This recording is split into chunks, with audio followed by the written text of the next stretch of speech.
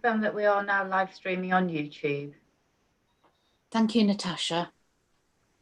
Shall we give it another minute for two of the remaining members to join? Yes, we've got 1 minute until we reach 6:30. And we'll start then, shall we, straight on the nose.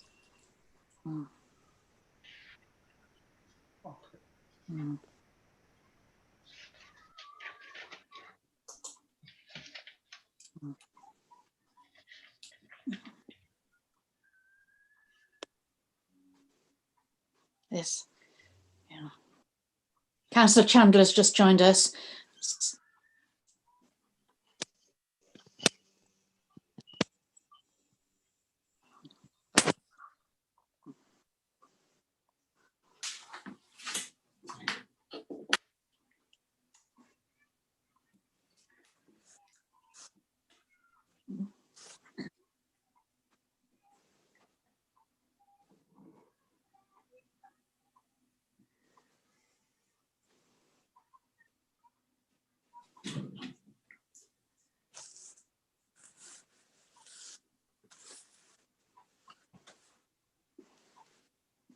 Well, I'll make it 6:30, and Councillor Bain still isn't in sight by the looks of it. So shall we start or shall we give him a few more minutes? What do you think, Natasha? I think we should make a start, Jeannie. Do you think? Yes, he can. I agree, Councillor. Yes, he can join later. If he comes in, that'll be good news.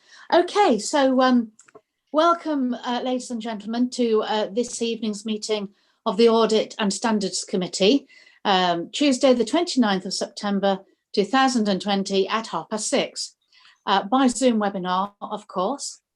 I am Councillor Jean Douglas and I chair the Audit and Standards Committee. I confirm that the following members are present and participating in this remote meeting.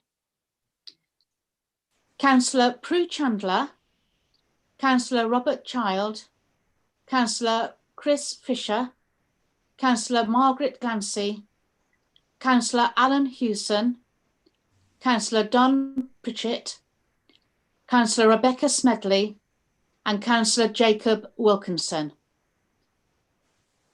We have no other attendance, at least that I'm aware of, but we do have the following Melton Borough Council officers in attendance. The Director for Corporate Services, Dawn Garton, the Director for Governance and Regulatory Services, Adele Wiley, the Head of Internal Audit, Rachel Ashley Cornt, the Democratic Services Manager, Natasha Taylor, the Democratic Services Officer, Helen Ainge. This meeting is being held in public and we welcome those members of the public who are watching us on YouTube. Any member participating by remote link who declares an interest in any item of business in terms which requires them to leave the room must ensure that they cannot be seen or heard during the agenda item. This shall be confirmed by Democratic Services. This member of staff will confirm to the remote member when they may rejoin the meeting. Should any aspect of the conference link fail during the meeting, I will call a short adjournment of up to 5 minutes to determine whether the link can quickly be re-established. If the link cannot be re-established, the meeting shall be adjourned to a later date. In the event of link failure for individual members, the remote members will be deemed to have left the meeting at the point of failure of the equipment. And if the link cannot be re-established before the end of the meeting, then the presumption will be that the meeting should continue to deal with the item, providing the meeting remains quorate. Should the meeting no longer be quorate, the meeting shall be adjourned and any remaining items of business will be deferred. If the individual member's link is successfully re-established, then the remote members will be deemed to have returned at the point of re-establishment. I would ask members to indicate their wish to speak by raising their hand using the raise hand tool on Zoom. I will then invite each member in turn to make their contribution to the debate. Before proceeding to any vote, I will ensure that all members and officers have no further comments by confirming with the technical host of the webinar that no hands are raised. I will ask each member to indicate when asked whether they are voting for, against or abstaining. This will be recorded by the Democratic Services Officer who will confirm the outcome of the vote. Any member who has been absent for the debate on a particular item due to link failure must abstain from the vote on that item. Okay, right, ladies and gentlemen. So moving on then to item number 1, apologies for absence. Do we have any apologies at all received so far? No, we haven't been notified of any apologies, Councillor Douglas. Thank you, Natasha. Okay, so moving on to item number 2, minutes. This is to confirm the minutes of the meeting held on the 28th of July 2020. So I will be looking to propose the minutes myself, and I do request that a seconder steps forwards. Thank you. I'm happy to second them, that they were true. Thank you, record of the meeting. Councillor Jacob Wilkinson. Thank you. Okay, so any further comments? No? Okay, so in that case, then I shall move to the vote on the approval of the minutes. Nobody wishes to speak. I shall go through your names in order.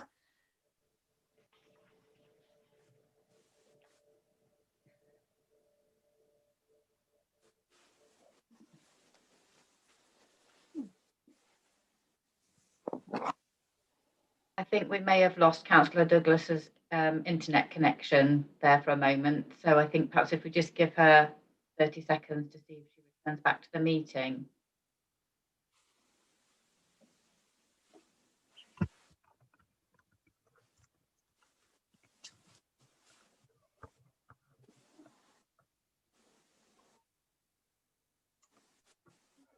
Yeah, okay, so I think that we've lost Councillor Douglas from the meeting. So Councillor Wilkinson, are you able to take over? I'm happy to go through this if you want to go through the members. I'm happy to go through the names, that's Okay. fine. I'll just start off where Jeannie left off. So Councillor Chandler. For. Councillor Child. For. Councillor Fisher. For. Councillor Glancy. For. Councillor Hewson. For. Councillor Pritchett. For. Councillor Smedley. For. And myself, I'm for. That's unanimously in favour of approving the minutes, Councillor Wilkinson. Okay, that's fine. Are there any declarations of interest on any of the items before the committee tonight? No? Councillor Chandler has her hand raised. Yeah, if you want to go ahead, Prue. Thank you. I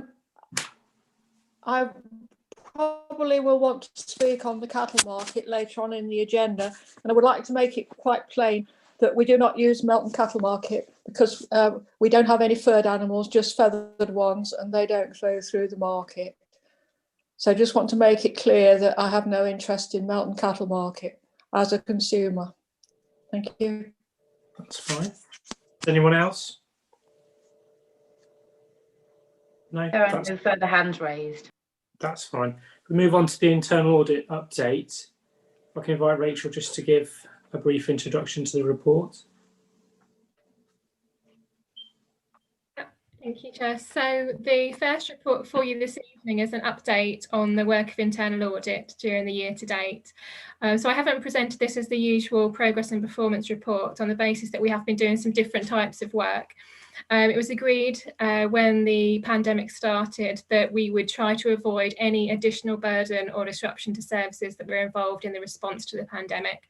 So as a result, we did have to steer away from some of the original planned work, particularly during the early stages of the COVID-19 response.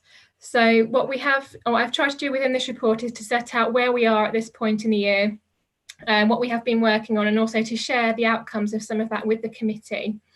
So working through the appendices to the report, the first is an assessment against some guidance that was issued by the National Audit Office. And this was specifically directed at audit committees, particularly in local government.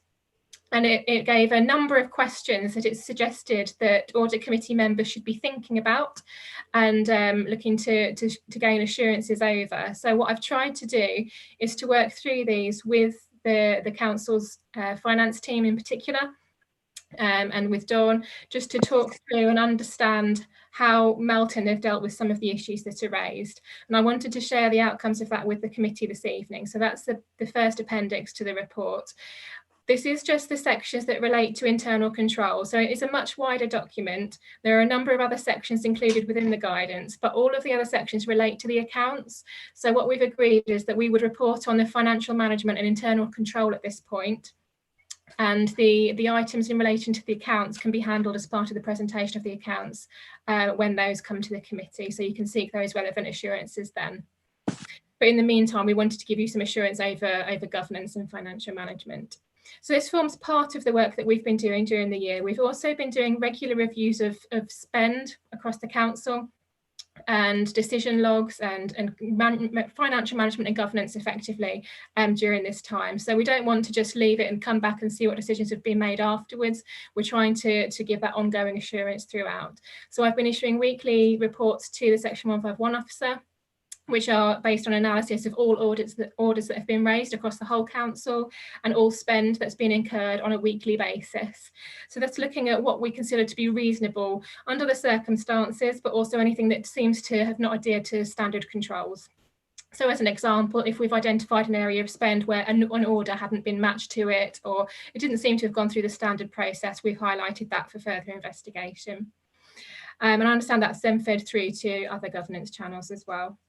We've also looked at monthly payroll information for any additional payments, anything that looks unusual, and highlighted any variances there for further analysis. So this is ongoing work that we've been conducting. And then in relation to governance, as I said, we've done the assessment against the National Audit Office guidance, which is provided as part of the appendix this evening. We've also been supporting the council in some of the new activities they've had to kick off unexpectedly as in a result of the pandemic. So one of those, the most significant and from a fraud risk perspective, being the introduction of the business grants process. So we've been trying to share guidance and also a lot of intelligence that I've been receiving through the national fraud routes at all of the different organisations that I'm involved with. So we've identified a number of organisations that have been submitting fraudulent claims to a lot of local authorities. So we've been able to make sure that's been shared with Melton so they can make sure none of those were on the list that were due to be paid. We've also supported with uploading the details of the grants that have been paid to the National Fraud Initiative website for some data matching, and we're supporting through that process as well. So the other updates that I've provided within this report in terms of what's happened during the year to date is an update on the implementation of audit recommendations. So we do continue to monitor these. We're not chasing as much as we have on some, perhaps if we don't need to, particularly those that are not so far overdue. But I wanted to make sure the committee maintains that oversight. So the second appendix to the report sets out the usual table on the implementation rates. And the third appendix provides you with a list of all of the overdue audit recommendations, which fall into that high risk category of being over 3 months overdue and one of the higher risk ratings. There are updates provided against each of those, and all of the issues in that report in the third appendix do actually relate to the Housing Directorate. And whilst they are initially allocated to a number of officers on posts that were no longer in place, those are now consistently followed up with the Director of Housing and Communities. Those have been reallocated on our system. I note some of the old post titles have fed through onto this report, but I can assure the committee that I'm receiving regular updates from the Housing Service and all of those have been rerouted. I can give a brief update on the action in relation to asbestos, because I'm conscious that the revised date that was provided was the end of September, and we can't get much closer to the end of September than this evening. So I just asked for a brief update, and I'll just read out the update for the committee. So in relation to data management, we've continued to audit and quality check data, bringing together all records from contractors ready to populate the housing and asset management system. This shows there are now 46 properties with no asbestos survey compared to 441 in November 2019. We are looking at our planned work streams, using them as a basis to coordinate new and refresh older surveys. Once this has been completed, this work will order the remaining surveys with a revised target for this work of November 2020. So that's just a brief update for the committee on that action. So that's a quick run through of the report, but I'm happy to discuss anything within there further. Thank you, Chair. Do any members have any questions that they would like to ask Rachel or any officers?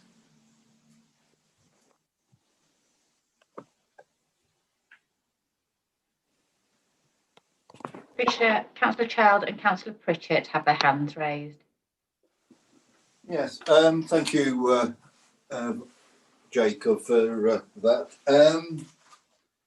I noticed that on page 19, where it's the expenditure could be deemed novel and contentious, the only supplier that has sought additional support is the leisure provider, Waterfield Leisure Centre. Can we sustain this support? How long is it likely to continue?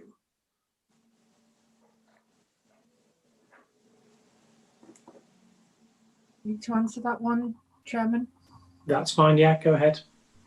Yeah, so you're right, Councillor, that is one of the larger areas that we're having to support at the current time.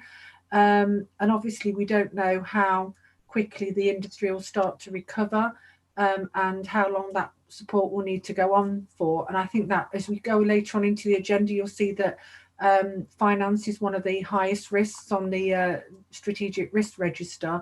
So it is a factor and is an issue, and we continue to lobby, like a lot of councils are across the country, for direct government support for the leisure industry. So whilst that isn't an answer, a direct complete answer, because there is no answer to that, we'll just have to continue to work with the government lobbying groups and the leisure provider to mitigate that as much as we can do, and keep the facility open as long as we can. And I think I've probably mentioned to members in briefings as well before that even if we were to close facilities, that would mean we would lose the management fee. So there's quite a high financial impact of that, even if we were to withdraw support and the facility was to close. So it's a dilemma and an issue that is ongoing at this time. Yeah, what are we paying the salary of the 2 senior members of staff down there, and are we paying the anything to do with the management fee? I think I've probably got to be quite careful here, because I believe it was an exempt report to Cabinet previously. So I think I would direct you to having a look at the report to Cabinet, which set out in quite a bit of detail how the support is made up. Okay, yeah, that's fine, I'll do that. A budget update is going to Cabinet, well, I'm not sure whether it's tomorrow, but in September, end of this month. What is the current position with our balances from the COVID outbreak? What is the loss at the moment?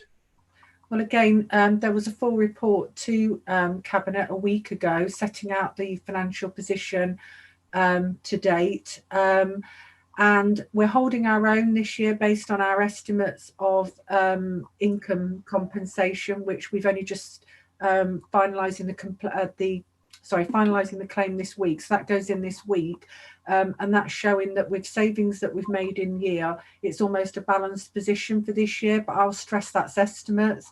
And what we haven't got factored in at this stage is the risk, the financial risk of reduced council tax payments and business rates payments, and the debt that might arise in the future from that. But again, I'd urge you to read the report to Cabinet, which contained full comprehensive details of the financial position as a result of COVID. But I remember a couple of months ago you provided a little spreadsheet which showed we were 500,000 deficit overall. Have we got that figure available?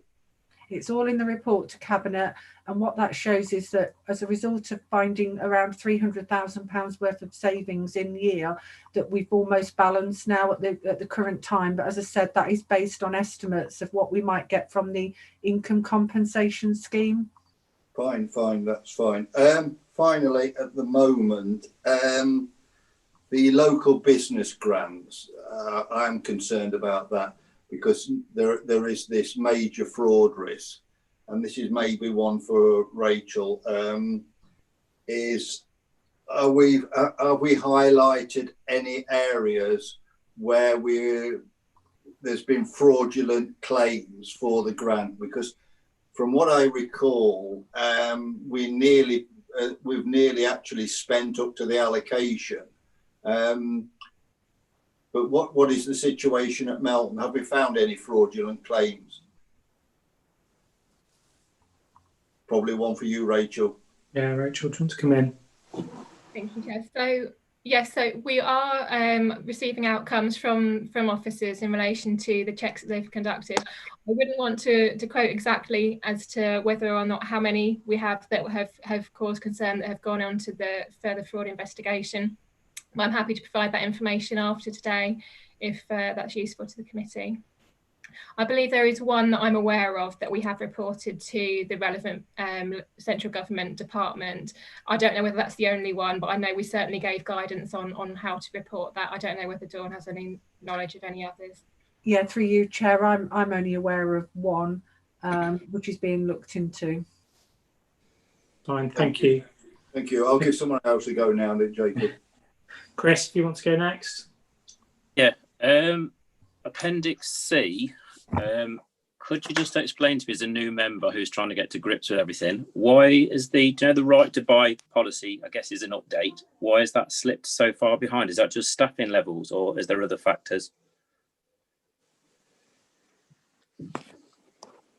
Yes, so in relation to this one, I understand that there have been a number of reasons for the delay.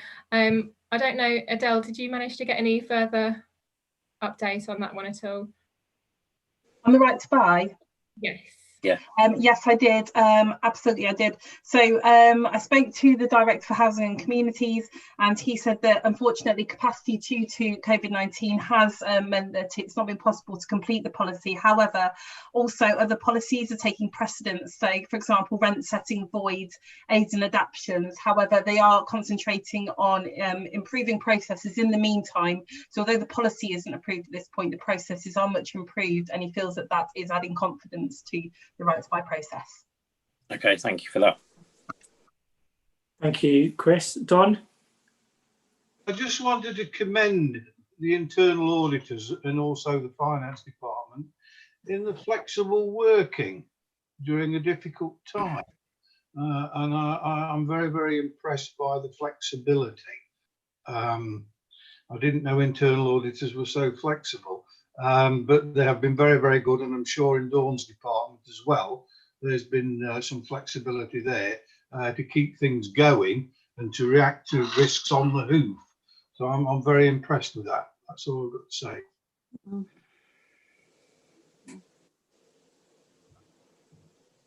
say. Okay, is there any other members wishing to speak on this item? Councillor Wilkinson, there's no further hands raised now. Fine. So the recommendation is just to note this report. So I'm happy to propose that. If I could have a seconder, please, that would be great. Thank you, Bob. Thank you very much. I understand that Jeannie has rejoined the meeting, so I'll hand back over to her. Well, thank you, Councillor Jacob Wilkinson. So yes, my apologies for my absence. Complete technical hitch, which just did not want to let me rejoin. So thank you, Councillor Wilkinson. So, okay, so we're moving on to item number 5, the internal audit plan, 2020 to 2021.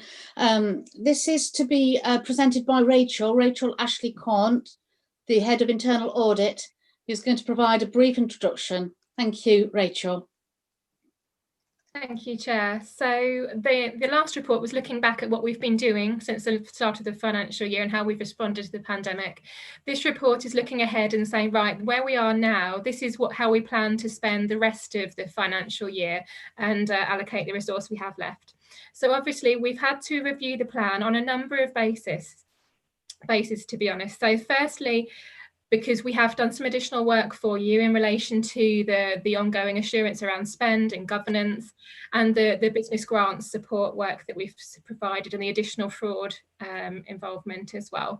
We've had to fund that from the audit plan days, so we need to allow for that. And I think we also need to continue with some of that work as well for the foreseeable future as we continue to see the various pressures. We need to see that out. So I've allocated some days for that. We also need to review the plan, not just because of resourcing and because of the work to date, but also because we're now working in a very different environment and our risk environment has changed dramatically from when we initially drafted the plan. So we did have a draft audit plan, which followed the process that I had agreed with this committee last November. And the committee were consulted on it at that point as to areas for inclusion. And then we did have a draft plan ready for your approval in March this year. Unfortunately, as the meeting did not go ahead, I understand that the chair and the committee were consulted outside of the meeting, and it was agreed that we would go ahead with the plan that we had drafted for that time being. As I say, that's the plan that we had. So what I've gone through that plan and identified those high risk areas that I consider still pose a risk under the new risk environment. Some of them were no longer relevant. Some of them were no longer as high priority based on some of the changes that we've seen. But I felt that a number of them remained relevant. So within the report this evening, the first appendix in the report 5 sets out a table of audits that we plan to retain on the plan. So for each of these, I've tried to explain the scope that we'd plan to cover, also in my reasoning as to why it remains relevant, and I think it needs to remain on our plan for the remainder of the year. I have also noted some of those which we've actually already started work on, some of which are in advanced stages for the committee's information. I've also tried to link it to the risk register, which is on the agenda later this evening as well, to update it to reflect those new risk references. The next table is a reflection of those additional items of work that we've commissioned or delivered during the year, with the days that we needed to allocate to those. So the total of those will then add up to the number of days that we had available for the full financial year. What I've then tried to do as the third appendix is just present that as an audit plan for you to show what that looks like as an annual audit plan and with the allocations against each assignment. So I suppose that's what I'm bringing to the committee for your agreement tonight as to what we work on until the end of next March. And as I say, a number of those assignments are already underway. We have tried to steer away from any of those areas which are under pressure, as I said in my earlier item, to try to avoid any impact on the council in terms of its response to the pandemic. If it remains high risk, obviously we need to just adapt the way that we perform the audit, and we're obviously working entirely remotely at the moment, so we are adopting different audit approaches, but we're still seeking to gain the same levels of assurance. All I would add to it before I hand back to the chair is that I will be bringing a paper to this committee at the next meeting in November, and where we will be starting to look at the audit planning process for 2020-22. And I will be beginning to consult the committee at that point as to audits for the new financial year and horizon scanning, etc. at that point. So that's not what we're doing this evening, and I'm happy to take any thoughts on that at any time. But this evening we are focused on the remainder of this financial year and how we use those days. So hopefully that's clarified that, but I'm happy to take any questions. Thank you, Chair. Thank you, Rachel. I will be looking to invite a proposer and seconder for this recommendation, but I would also like to open the debate and invite members to speak using the raise hand function. We already have two councillors waiting, Councillor Child first and then Councillor Chandler. So yes, Bob Child, thank you. Yeah, Rachel, on page 33, 5.9, plans for remaining days. You've said the total number of days you're allocating for Mountain is 180. I make it 8 audit days still unallocated by taking 125.47 and in you whether it's a typo, but you've got 5 on the report.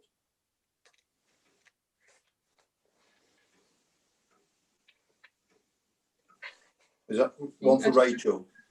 Yes. Do you agree? We're 3 days short.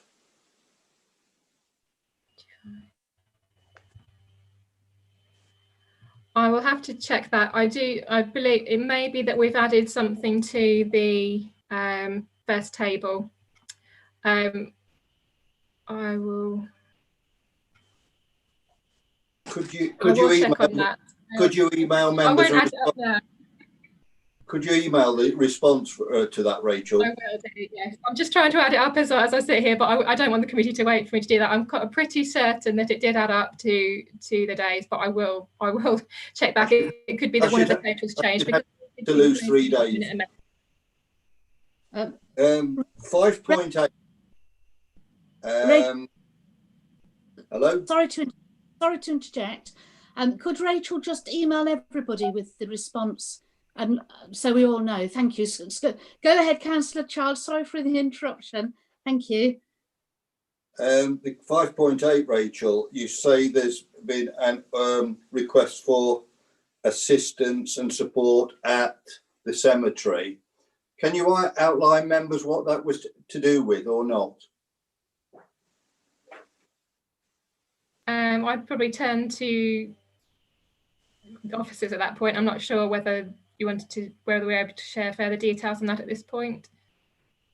I think it became necessary. I think it's probably what we can say is it became necessary to just seek assurance. Management needed assurance over the process and the procedure at the cemetery, and that we sought that guidance from internal audit, and they were able to provide that assurance that the procedures and processes in place were robust and there were no issues.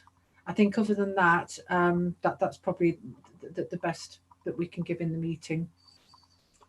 Okay, finally, Chair, as you well know, I asked for the cattle market in the last audit and standards committee to be included in the plan. I'm pleased that it's still being retained. I understand you're slowly making headway, Rachel, on this, but the accounting, it's getting the accounting figures from the market. Is that still the same position? We are progressing with the audit, yes. So hopefully we'll be able to bring a report. I'm not sure whether it will be finalised in time for the November committee, but I'm hopeful that that may be achievable. Okay, thanks very much. Thank you, Councillor Child.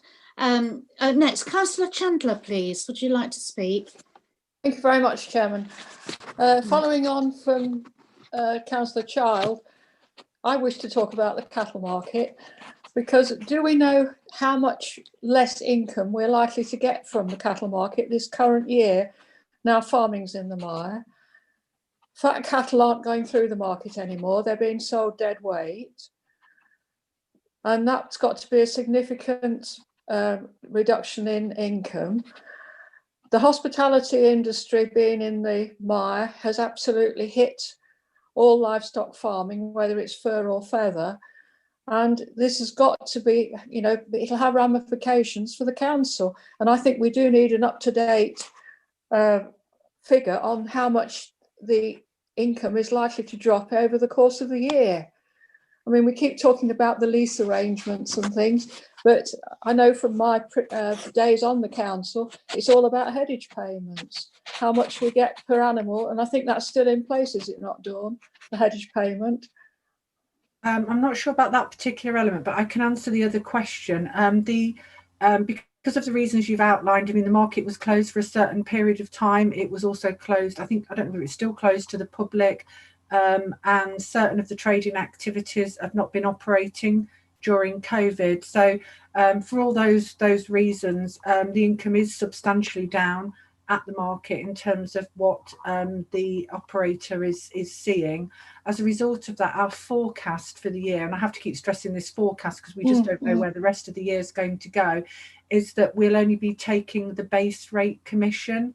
So there's provision in the contract for a minimum amount that they will have to pay us. So our budgeted income was 212,000, and the base amount that they have to pay is 87,000. So we will get a shortfall on that.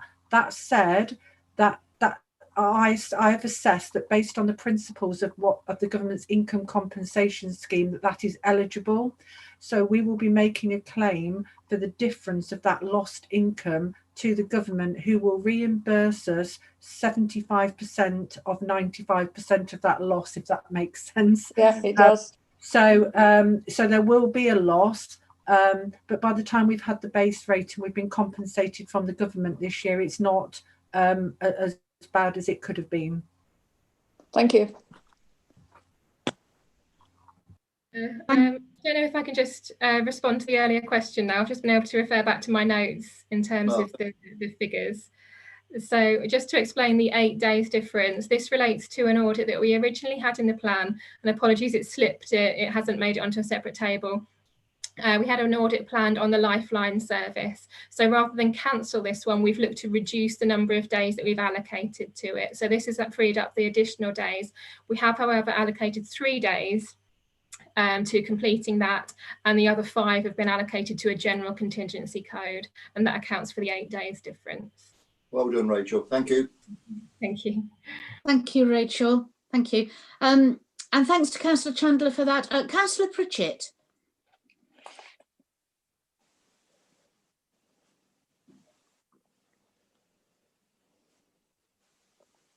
Councillor Pritchett, would you like to speak on item 5? Sorry, I thought it clicked.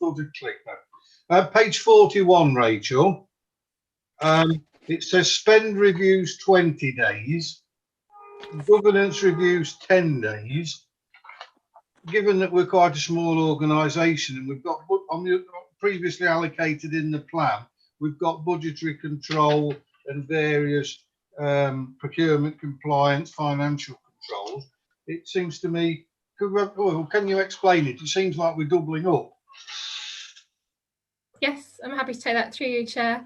Yes, So the spend reviews, as I said, we are looking at all council spend, and we've been doing this since the pandemic started. So we are looking at a review every week of every single order that's been raised by the council and every invoice that's being paid.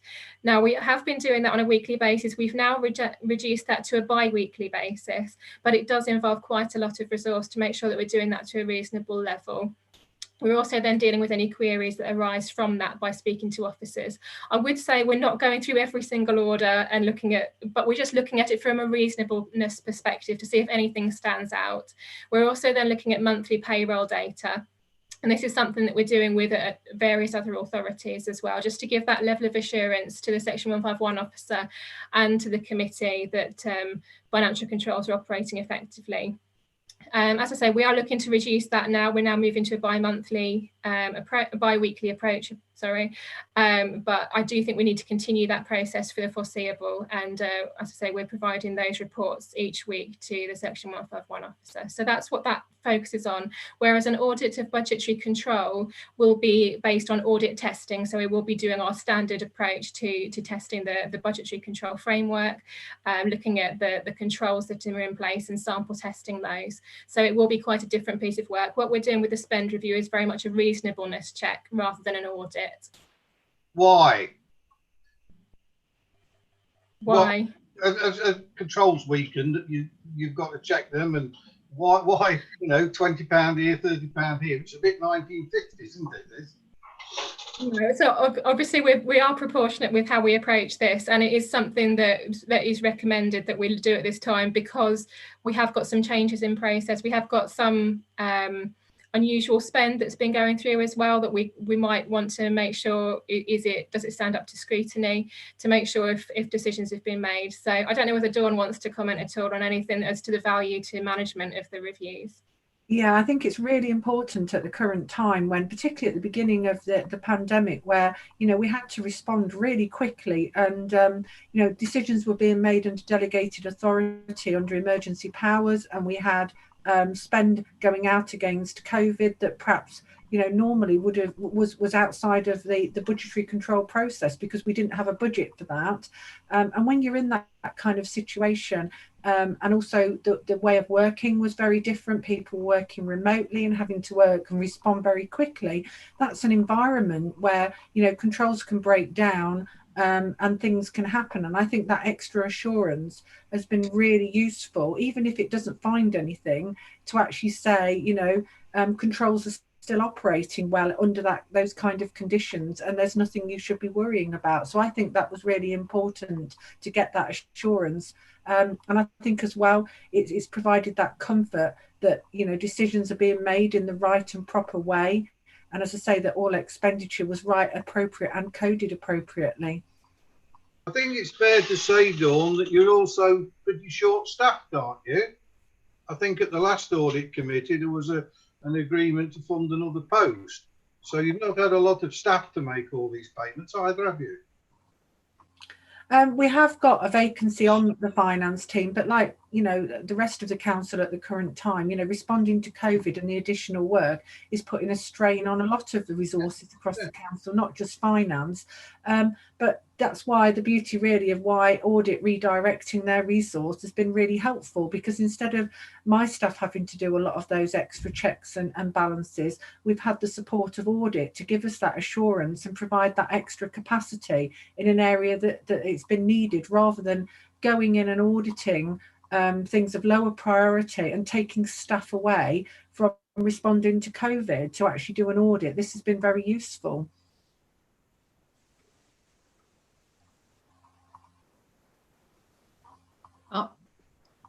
Are you happy with that, Councillor Pritchett?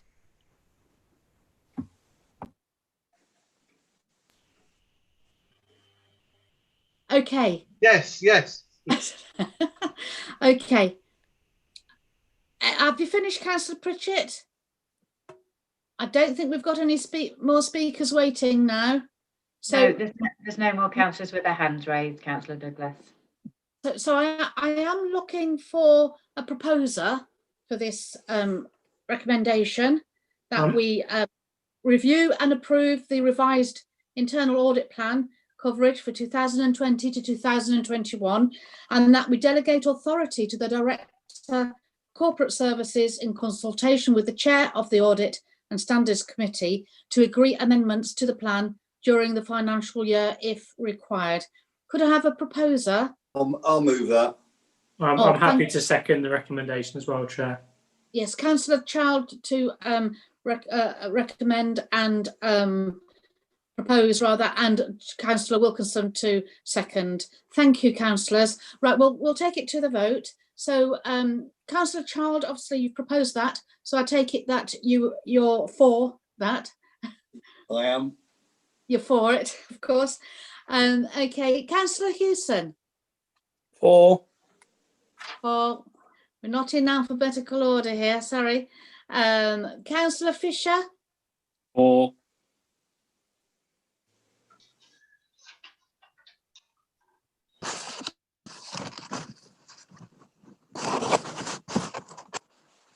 Councillor Pritchett, could we have your vote for item 5? For. Okay, thank you. Councillor Chandler. For. Thank you. Councillor Wilkinson, you seconded it, so yeah, for. Yeah. For, thank you. Oh my goodness, the names have moved around. Councillor Glancy, have you voted? No, I haven't, but I'm for. Thank you. And that just leaves myself. Oh no, Councillor Smedley. No, Rebecca. Yeah, for. Thank you, Rebecca. And that just leaves my own vote, of course. So that I am for that proposal. Thank you. That's think unanimous then, Councillor Douglas. It's being carried. Yes, thank you. Thank you, councillors. Okay, so moving on to the next item. which is item number 6, the Risk Management Annual Report of 2020. Okay, so this report is to be presented by Dawn Garton as Director for Corporate Services, who's going to provide a brief introduction.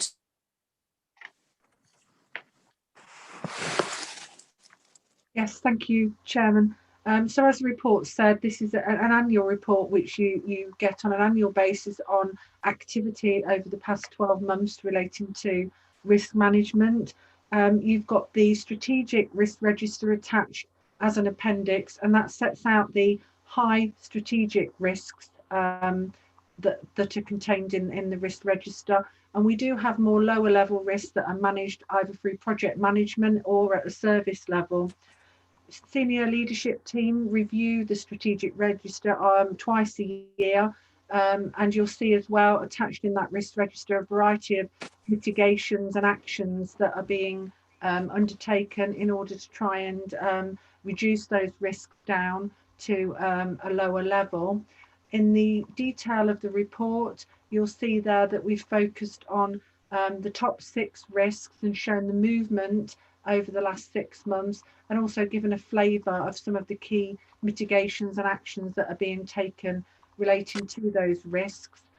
You'll notice that the 2 highest risks in the risk register are relate to finance, which has always been for a while now one of your highest risks, but with the added complexity of COVID, that's now at a much higher level. And also the addition of the COVID risks onto the risk register being your second highest risk. Cabinet also have oversight of these as well, so that they can keep track on what the key issues are affecting the council. And I'll leave it there, Chair, and see if I've got any questions. Okay, thank you, Dawn. Thank you. I will be inviting a proposer and seconder for this during the debate, but if I'd like to open the debate now and invite members to raise your hands using the raise hand function to indicate your wish to speak if you wish to do so. Thank you.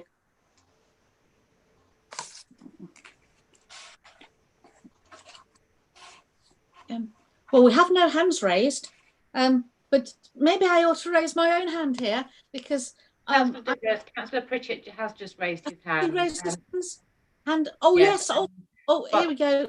Followed by Councillor Child and Wilkinson. Excellent. So Councillor Pritchett first, followed by Chandler, followed by Child and Wilkinson. Okay, Councillor Pritchett. Thank you very much, Chair. Good governance, financial and operational, starts with a very good risk register. We're asked to note this, and then it says on another page in that we approved this document last year, or at that time, and it ended up that we'd approved it in the Head of Internal Audit's report. Now, my professional experience of facilitating and auditing risk assessments is that the involvement of councillors, the lead councillors on a cabinet, committee chairs, scrutiny, should be involved in the risk register. It's out of date because we now have the corporate objectives, and they should be in there. I could ask a few questions about it. Some of the housing, it can be all linked together, and EU can be linked together. I'm puzzled as why data protection is high. We've got the failure of the Melton Mowbray distributor road, right?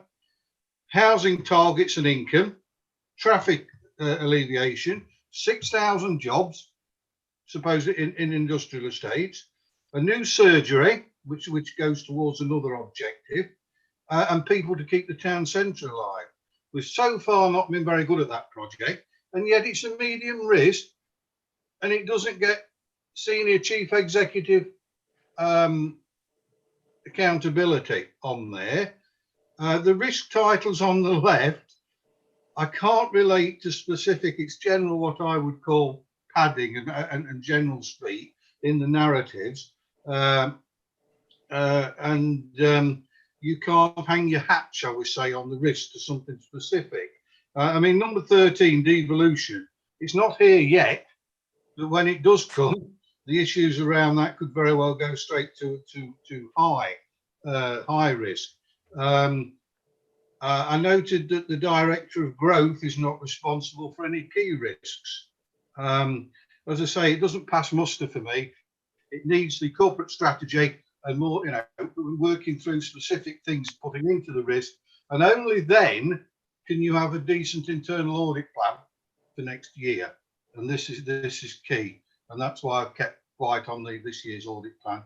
We've got COVID issues coming, and as I say, it's out of date now, and it's not in a good format.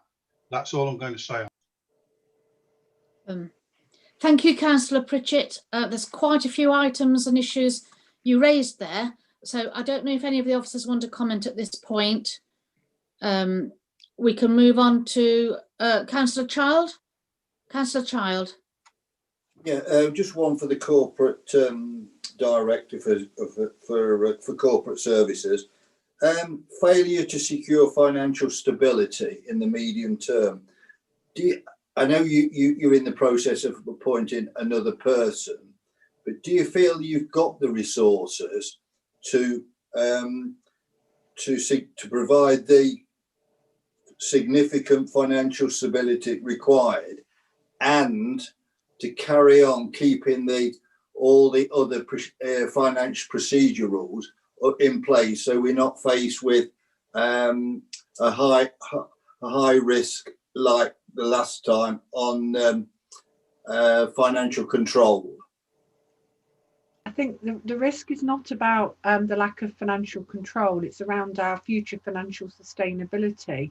And obviously that's about how much ongoing government support we get on COVID, and just generally the uncertainty around the future funding for local government and what that might mean. As members might be aware, we've been awaiting a review for some time now, and that's been delayed yet again. They're talking about reviewing business rates, discontinuing new homes bonus, looking at what the alternative is to business rates. There's all sorts of things that are just up in the air, and we just don't know what our future financial support is going to be from the government. Couple that with the issues you raised earlier, Councillor, about will we need to continue supporting our leisure provider?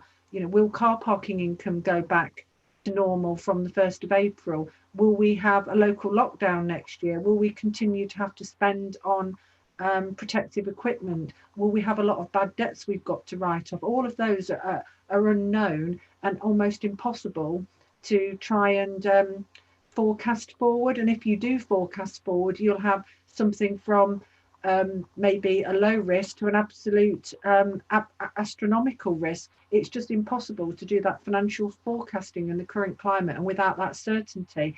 And that's what the risk is flagging up, that we just don't know. We just do not know how secure our future financial sustainability is. So it's more around that than around resources and our ability to maintain good financial control. Right, okay.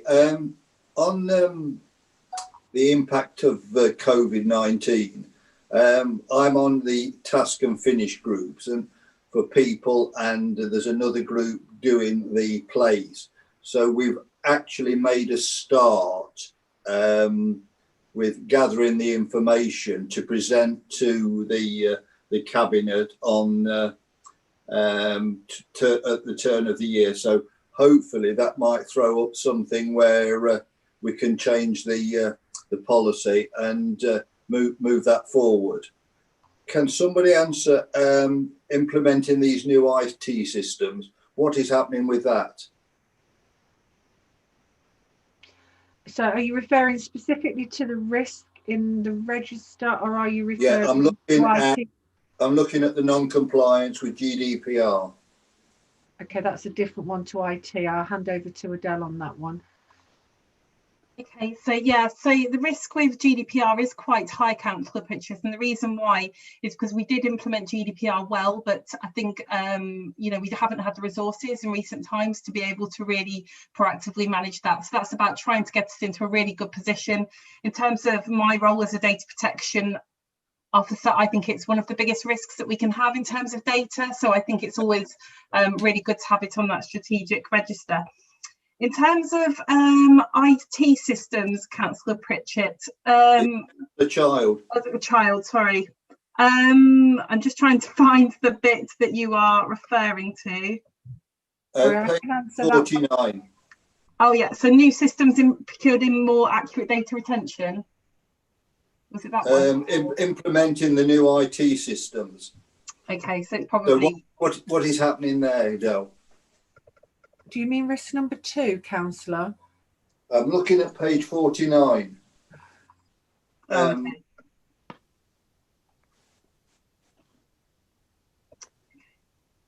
Non-compliance with general data protection rules, and the mitigating action change is implementing new IT systems. Okay. Sorry, Councillor Chairman, I'm just trying to find it.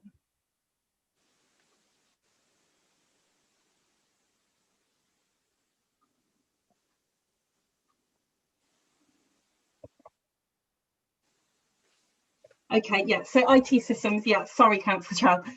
So it is related to the housing functions. So some time ago, we started to implement new housing systems, and that was in relation to how we manage the data around, for example, gas compliance, electrical certificates, and all those sorts of things that we were struggling with when we were implementing the housing improvement plan.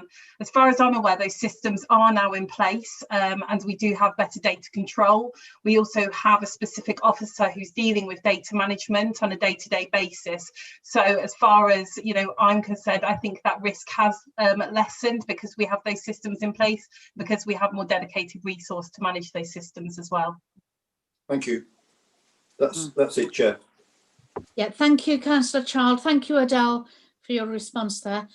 So next we have Councillor Wilkinson. Would you like to speak? Thank you, Chair. Just following on from Bob's questions about GDPR, I just wondered whether one of the reasons that it's high on the risk register is staff working from home, potentially using their own personal IT equipment. You know, what controls, this kind of feeds into an earlier item, but what controls are in place to kind of help with any instances of non-GDPR compliance with members of staff using their own personal IT equipment if they've been unable to be provided with a laptop to work from home, and have the policies been updated in accordance with this? Okay, through you, Chair. So in terms of personal equipment, we shouldn't be using personal equipment for anything other than Zoom. So everybody is able to work from home using their computers, which are supplied them through the secure network. So the only thing that we are using personal equipment for is these remote meetings, for example. And then we do have, you know, an upgraded account where it should be secure. A data protection impact assessment has been completed for remote meetings and for the use of Zoom by staff. So that has been considered when we procured the enhanced account. So in terms of that, there shouldn't be any personal information being used as a result of COVID and as a result of working home, because we do have the infrastructure in place to manage that. Okay, that's fine. Thank you. Yeah, thank you, Councillor Wilkinson. Thank you, Adele, for your response. Councillor Chandler, would you like to speak? Thank you. Thank you, Madam Chairman. Page 48. Since the last meeting, the risks around financial sustainability have increased due to the loss of funding from New Homes Bonus and the delay in the fair funding review. Now, the New Homes Bonus, is it being phased out, or is it just being taken at one fair swoop? And also the fair funding review, how do we think we're going to come out of that? What's the predictions? We're getting near to December, so there must be something on the grapevine. But I think the New Homes Bonus, it's a bit of a blow for Melton, because we built more houses last year than we've ever built, and we're not going to get the benefits of the New Homes Bonus. which is a terrific kick in the teeth, really. Yeah, so through you, Chair, the new homes bonus, the amount we received this financial year, 2020-21, was to be the last year of any new money. So it would start to drop out with those previous years slowly starting to disappear. However, that said, we have just had the document that we complete for letting government know our new houses, which they collect for council tax purposes. And surprisingly, they're still collecting data that we would normally provide for calculating new homes bonus. So the rumour on that is that they might actually be considering paying one more year. So that's a wait and see on that one. And that, as you said, would be good news for Melton, because that's one of the better years that we've had. On fair funding, I'm trying to remember all the history of that, but we were expecting that to have come in this year, and it was delayed. And now it's been delayed again and won't be coming in from April next year. And potentially it's hard to see, with all of the upset over COVID, when they actually will get round to issuing anything on that. In terms of how much we're likely to get, it's just impossible, absolutely impossible to say. I would say if you'd have asked me that maybe 6 to 9 months ago, I would have had some kind of idea, because they'd made quite a lot of progress, and we were seeing quite a lot of information about what rural sparse authorities might be getting and what urban authorities might be getting. But since COVID, it's all up in the air, and they've deferred the spending review as well, which is normally traditionally over the summer, and they've said that we can't even expect that until autumn time. And that actually sets the amounts that each government department gets before we even get into how local government share might actually be allocated in the finance settlement. So I just cannot answer that question at all, and that's why that risk is so high.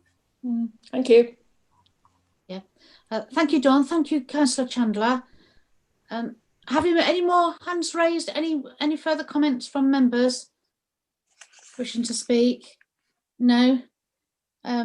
Okay, so for this item, I just need a proposer and a seconder, please. I'll move We it don't again. need to. Oh, thank you, Councillor Child. Do you I'm have a seconder? happy to second again. Yeah, thank you, Councillor Wilkinson. Yes, no vote is required, because we are simply noting this item, the contents of the report and the updated strategic risk register and associated risk management action plan as attached to Appendix A. So thank you. So moving on to item 7, the implementation of best practice recommendations from the Committee on Standards in Public Life. So back to Adele for this item, as monitoring officer, who's going to provide a brief introduction to this report. Thank you, Adele. Thank you, Councillor Douglas. Okay, so this is a report which is for information really more than anything, but I think it's really important that members understand the standards context right now, where we're going, and an action plan for moving forward. So many members will remember when the Localism Act came in 2011, and it really did shake up standards and ethical governance within local authorities. So that's been in for a number of years now. And so one of the reasons why the Committee on Standards in Public Life conducted a review was to analyse that, and also to look at standards generally within local government. So the Committee on Standards in Public Life advises the Prime Minister on ethical standards across the whole of the public life in England. They conducted this review in 2018, and as I say, it wasn't conducted because of any failure or any concerns, but it was more about how the Localism Act 2011 had been implemented, and also whether there was any major changes needed in terms of standards. So the review covered all local authorities within England, and all authorities got the chance to provide their views, and that included parish councillors. So on the 30th of January 2019, the Committee for Standards in Public Life published its report and recommendations on ethical standards, and that was following a year-long review and wide consultation. So as part of the report, there was an executive summary, there was a list of recommendations, and there was best practice. So in terms of the list of recommendations, most of those were down to governments to implement, and it will need primary legislation, and it will be subject to parliamentary timetabling. I think that they had hoped that they could move that forward quite quickly. However, I do think COVID-19 has had a major impact on that.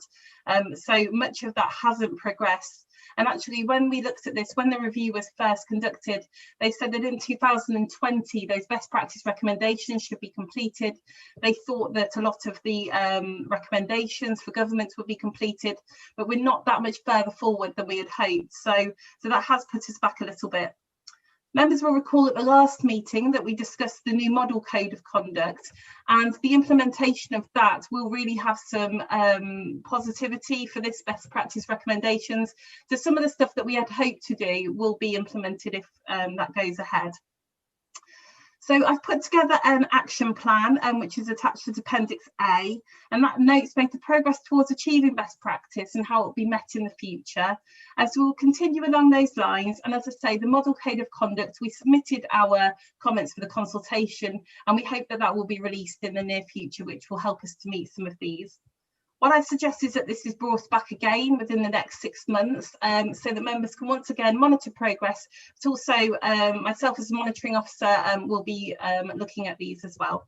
I'm happy to take any questions, Chair. Yes, thank you, Adele. That's well presented. Well, I can't see any raised hands. Let me just check. No. Okay. No, there's no hand currently raised, Councillor Douglas.